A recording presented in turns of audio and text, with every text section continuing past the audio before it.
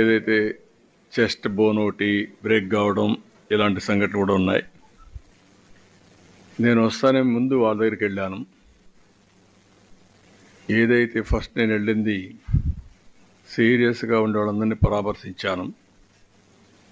ఆ తర్వాత హాస్పిటల్కి వెళ్ళి కేజీహెచ్కి వెళ్ళి ఎవరైతే హాస్పిటల్లో డెడ్ బాడీస్ అన్ని పోస్ట్ మార్టంకి వచ్చి కుటుంబ సభ్యులు బాధితులు వచ్చారు, వాళ్ళని పరామర్శించాను, ఓదార్చాను.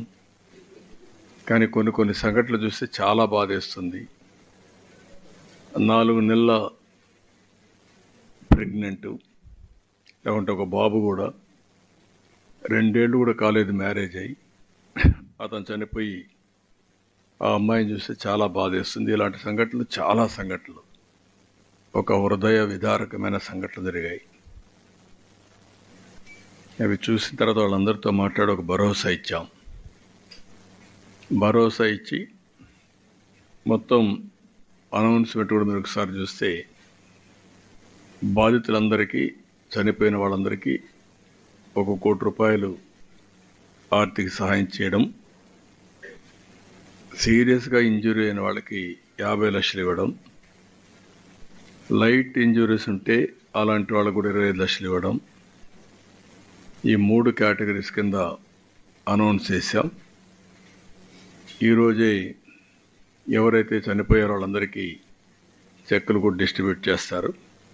మిగిలిన వాళ్ళు కూడా ఇమీడియట్గా డిస్ట్రిబ్యూట్ చేయమని ఆదేశాలు ఇచ్చాను. అవి కూడా ఇమీడియట్గా ఇస్తాం. అయితే మనం ఆర్థిక సహాయం చేయొచ్చు కానీ కుటుంబాలు తేలేం. ఆ కుటుంబానికి ఎవరైతే ఆధారంగా ఉంటారో, ఎవరైతే ఆ కుటుంబానికి ఒక సెక్యూరిటీగా ఉంటారో వాళ్ళు మనం తేలేం. అది జీవితాంతం తీరని లోటు. ఒక పక్క ఇండస్ట్రీస్ రావాలి, కానీ రెండో పక్కన కూడా సేఫ్టీకి కూడా అంతే ప్రాధాన్యత ఇవ్వాలి. ఆ విషయాలు కూడా నేను వచ్చినప్పుడు మొత్తం మీకు ఎక్స్ప్లెయిన్ చేస్తాను. ఇక్కడ ఫార్మా కంపెనీలు మీరు చూస్తే వేపర్ క్లౌడ్ ఎక్స్ప్లోషన్,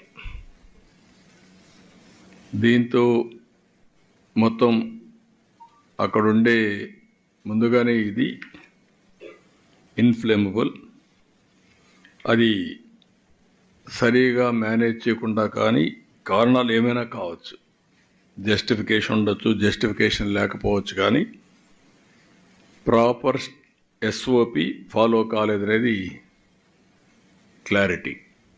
ఎవరైనా సరే ప్రాపర్ ఎస్ఓపి ఫాలో అయితే ఈ ప్రాబ్లం వచ్చేది కాదు.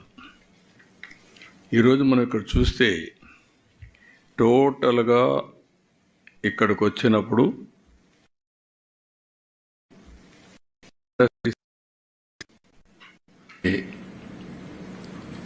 అలా ఈ ఎస్సీజెడ్లోకి వస్తే అచ్యుతాపురంలో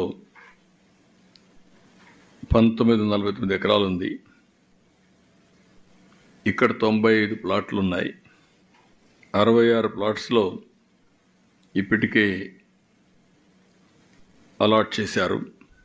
అందులో 36 వచ్చాయి, 26 పనిచేస్తున్నాయి. ఇది మొత్తం ఇదే కాకుండా ఇంకొక పక్కన కూడా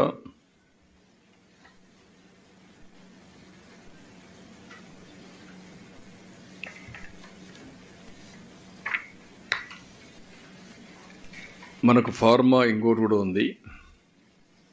ఈ 2 ఫార్మా యూనిట్లు కూడా ఇక్కడనే మనం చూస్తే 280 యూనిట్లు, 208 యూనిట్లు వస్తాయి. బోత్ ఎస్సీజెడ్, నాన్ ఎస్సీజెడ్ రెండూ కలిపి. అలాంటిది ఇది ఇంకా పూర్తిగా ఫుల్ ప్లెడ్జ్లో ఈ సెక్యూరిటీ స్టాండర్డ్స్ కానీ ఇవి కూడా జరగలేదు.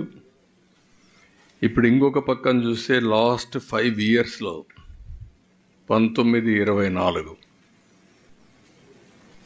మొత్తం ఇక్కడికి వస్తే దగ్గర 119 ఇన్సిడెంట్ జరిగాయి. విశాఖపట్నం అందులో 120 మంది చనిపోయారు.